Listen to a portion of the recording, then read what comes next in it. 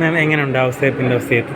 Oh, I really loved it, and especially because it was shot on our plantation. പീർമേട്ടിലെ ഞങ്ങളുടെ plantation. ഒരു ഗംഭീര ലൊക്കേഷനാണത്. എന്തോ ഗംഭീര ലൊക്കേഷനാണ്. ആ ഒരു കാറ്റും ഇതെല്ലാം കൂടെ വരുമ്പോഴത്തേക്ക് സിനിമയ്ക്ക് വല്ലാത്തൊരു ഭയങ്കര ഒരു മിസ്റ്റീരിയസ്, പിന്നെ ഓവർലി ഇമോഷണൽ ഒന്നും അല്ലായിരുന്നു, and not predictable at all. So we didn't get bored at all. It was very interesting. Enjoyed every bit of it.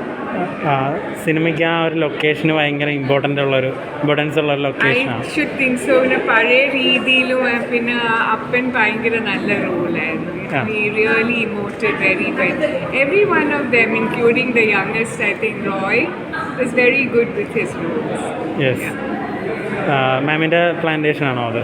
Malankara plantation. ഭയങ്കര ആ ഒരു സിനിമയുടെ ആ ഒരു നിഗൂഢത മുഴുവൻ ആ ഒരു പ്ലാന്റേഷനിൽ തുടങ്ങുന്നത് മുതൽ തന്നെ ഒരു പ്രേക്ഷകർക്ക് അവിടെ തന്നെയാണല്ലോ അതിൻ്റെ ഒരു അവിടുത്തെ ഒരു അറ്റ്മോസ്ഫിയറും.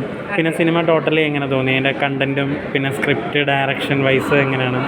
Perfect I thought, and especially because ഇത് വെരി അൺപ്രെഡിക്റ്റബിൾ ആയിരുന്നു. So you know we enjoyed it to the hills. ഒരു ഫാമിലിയിൽ സഹോദരങ്ങളുടെ ഒരു നല്ല ഒരു ചെയർ ചേഞ്ച് കാണിക്കുന്നുണ്ട്, especially the sacrifice of the elder brother. അവരുടെ അമ്മ പോയ ശേഷം യുനോ ആ റോൾ എടുക്കാനൊക്കെ ട്രൈ ചെയ്തു. He didn't succeed. സോ ഒടുക്കമായപ്പോഴത്തേക്ക് you know he took on the blame of the other brother. ഒരു ചേട്ടൻ്റെ സാക്രിഫൈസ് ഒരു എക്സംപ്ലറി ഒരു ഷോട്ട്. അതെ, നമ്മളെല്ലാവരും ലാസ്റ്റ് വിചാരിച്ചത് വേറെ ഒരു രീതിയിലാണ്, പക്ഷേ ക്ലൈമാക്സ് വന്നത്. അതെ അതെ, absolutely. Thank you so much. അങ്ങനെ വിട്ടുകൊടുക്കുന്ന ഓർത്തില്ല. എന്തായാലും ഫസ്റ്റ് അറ്റംപ്റ്റ് വളരെ നല്ല. ഓക്കേ, ഒരു ഫാമിലി ബോണ്ടിങ് ഒക്കെ കാണിക്കുന്ന ഒരു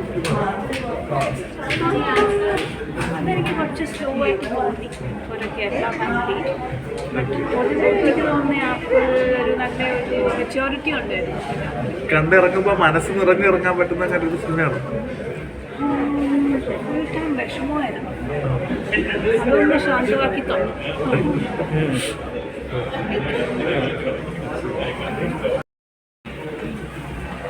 എങ്ങനെയുണ്ട് മൂവി സാറേ? Good movie, something like Drishyam. എങ്ങനെയുണ്ട് ma'am movie? Very very nice, very well done movie. എങ്ങനെയുണ്ടായിരുന്നു? നമ്മള് കിഷ്കിന്ദ പോലൊക്കെ അങ്ങനെ പ്രതീക്ഷിച്ചാണോ, അത് എങ്ങനെയാണ് അതിന്റെ ഒരു സംഭവം? Very the actors have done very well. Okay,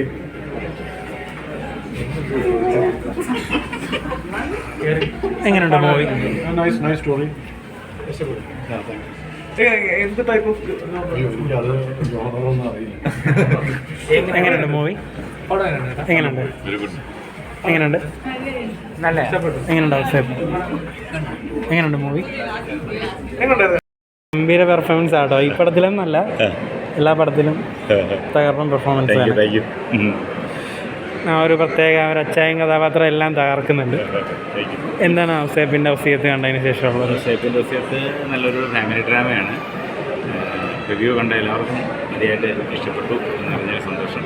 performance wise എല്ലാവരും മത്സരിച്ച് അഭിനയിച്ചു എന്ന് പറയുന്ന തരത്തിലുള്ള ഒരു പെർഫോമൻസ് ഉള്ള സിനിമയാണ്. ഞാൻ തിയേറ്ററിൽ കാണുക മസ്റ്റ് തിയേറ്ററിൽ വായിച്ച മൂവിയാണ്. ഇനിയിപ്പോൾ ഏതൊക്കെയാണ് ചേട്ടൻ്റെ പുതിയ ഇനിയിപ്പോൾ അടുത്ത് വരാനിരിക്കുന്ന? ശ്രീനിവാസൻ പടത്തിലേക്ക് ജോയിൻ ചെയ്യുന്നു. Action hero second part schedule കഴിഞ്ഞ് സെക്കൻഡ് ഷെഡ്യൂൾ തുടങ്ങുന്നു.